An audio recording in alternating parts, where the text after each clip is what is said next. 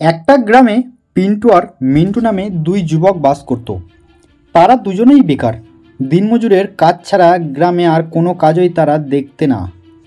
একদিকে নববিবাহিত স্ত্রী নিয়ে দুজনেই একই রকম পারিবারিক অবস্থা। ভিন্ন মানসিকতা হলেও দুজনের একটাই সাধারণ সমস্যা, আর সেটা হলো কী করে টাকা রোজগার করা যায়। এই সব ভাবতে ভাবতে পিন্টুর মাথায় একটা বুদ্ধি খেলে গেল। সে মিন্টুকে বলল, দুজনে মিলে যদি একটা করে গাভী কেনা যায় তাহলে কেমন হবে। গাভীর দুধ বিক্রয় করে কিছু টাকা পাওয়া যাবে, আর গাভীর বাচ্চা হবে, ফলে গাভীর সংখ্যা বাড়বে, দুধও বেশি হবে, আর এভাবেই দুজনেই একদিন অনেক টাকার মালিক হয়ে যাব। গাভীর সংখ্যা যখন বাড়বে তখন অনেক লোক রাখবে দেখাশোনার জন্য, সেখানে কিছু মানুষ কর্মস্থাপনও হবে। এভাবে দুজনেই একদিন ধনী হয়ে উঠব। এভাবে পিন্টু তার ভাবনার কথা মিন্টুকে জানায়। এই প্রস্তাবটি মিন্টু খুবই ভালো লাগে, সেও প্রস্তাবে রাজি হয়ে যায়। তারা দুজনে পাকা কথা করে ফেলে। খুব আনন্দ উদ্দীপনা নিয়ে দুজনেই বাড়ি যায়। দুজনেই তাদের এই উদ্যোগের কথা তাদের নিজের স্ত্রীকে জানায়। পিন্টুর স্ত্রী সব শুনে খুবই আনন্দের সঙ্গে গয়না খুলে স্বামীর হাতে তুলে দিয়ে বলল, খুব ভালো পরিকল্পনা। আমার গয়না বিক্রি করে তুমি একটা গাভী কেনো। যখন বেশি বেশি রোজগার হবে গয়না কিনতে আর কতক্ষণ। স্ত্রীর কথায় গাভী গর্বিত হয়ে পিন্টু। একদিকে মিন্টু তার পরিকল্পনার কথা স্ত্রীকে জানালে তার স্ত্রী বলে, দেখো, এতে তো আমাদের কিছুই নেই, খালি কয়েকটা গয়না আমাদের সম্বল, আর তা বিক্রয় করে গাভী কিনবে। কিন্তু যদি গাভীটি মারা যায় তখন কি হবে। মিন্টুর মনেও ঘটকা লাগে। মনে হয় তার স্ত্রী ঠিকই বলেছে, কারণ গাভী যদি মারা যায় একমাত্র সম্বল গয়নাগুলোও চলে যাবে, গাভীও যাবে। এত ঝুঁকি নেওয়াটা উচিত হবে না।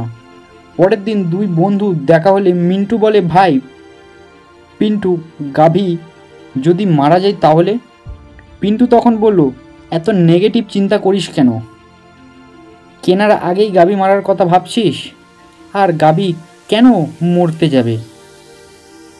মিন্টু একই সুরে হতাশ জবাব দেয়, তা তো বুঝলাম যে গাভী মরবে না, কিন্তু ধর যদি মরে তাহলে কি হবে?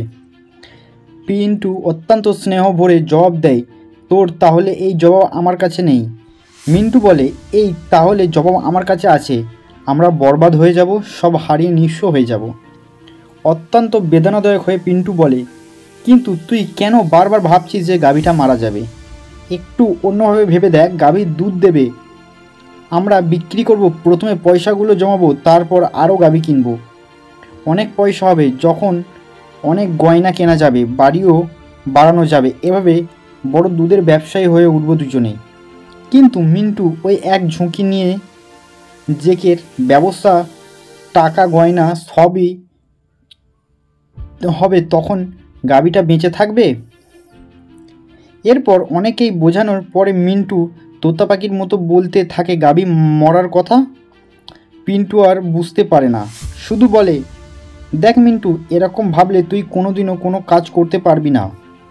এই ধরনের ভাবনা ঠিক নয়, কারণ তুই আগে অন্ধকার দিকটাই দেখছিস। এভাবে দুই বন্ধু তর্কের পর কয়েকদিন গেল, পিন্টু একটা দুগ্ধবতী গাভী কিনে ফেলে। সে এখন তার দিনমজুরের কাজে আর যায় না। সকাল থেকে সন্ধ্যা গাভীর দেখাশোনা করে, দুধ দই। প্রথমে কিছুদিন দুধের গ্রাহক খুঁজতে খুঁজতে টাইম লাগে, গাভীর পরিচয় করতে কষ্ট হয়। ধীরে ধীরে পিন্টু এই কাজগুলোতে দক্ষ হয়ে উঠতে লাগলো, আর দিনমজুরের কাজের শেষে মিন্টু রোজগার আসতো পিন্টু সংঘর্ষ করার পারিশ্রমের বিষয়টি দেখত, আর ভাবতো তাদের দিনমজুরের জীবন কতই ভালো ছিল। রোজ সকালে কাজে যেত, আর বিকেলে ফিরে এসে সন্ধ্যার কাজকর্ম আড্ডা দিতে পারত। এখন পিন্টুর জীবনে আড্ডা দেওয়ার অবসর নেই। তার ওপর এত ঝুঁকি নিয়ে কেন গাভী কিনল? যদি মারা যায় সব যাবে তার। আর এদিকে কালো গাভীর মধ্যে জীবনের আলো দেখতে পায় পিন্টু। সে দ্বিগুণ উৎসাহে কাজ করতে লাগলো। এটা ঠিক যে তার কাছে এখন অবসর নেই, কিন্তু সুন্দর ভবিষ্যৎ পরিকল্পনার সময় নষ্ট করতে সে রাজি নয়। এইভাবে দিন যায়, আস্তে আস্তে তার গ্রাহক বাড়তে থাকে, গাভীও বাড়তে থাকে, কাজের লোকও বাড়তে থাকে, গাভীও তার মরেনি। অন্যদিকে মিন্টু ভারী গাভী মরার কথাই ভাবে আর একদিন দিনমজুরের কাজ করে যায়। এদিকে পিন্টু ধীরে ধীরে ধনী হতে থাকে ক্রমশ। কারণ আমি এই কথাটা দিয়ে বোঝাতে চাইলাম যে কোনো কাজ করার আগে আপনি নেগেটিভ চিন্তা করবেন না, তাহলে আপনি সেই কাজে কোনো দিনও সফলতা পাবেন না। সেটা যে কোনো কাজ হতে পারে। আপনার জীবনে সবসময় ঝুঁকি নিতে শিখতে হবে, কারণ ঝুঁকি যে নেবে সে একদিন সফলতা পাবেই। তাহলে আমাদের জীবনে পদক্ষেপ নেওয়ার শিক্ষাটি অর্জন করতে পারবো আমরা। তাই সবসময় কাজের আগেই অতিবাচক চিন্তা না করাটাই ভালো।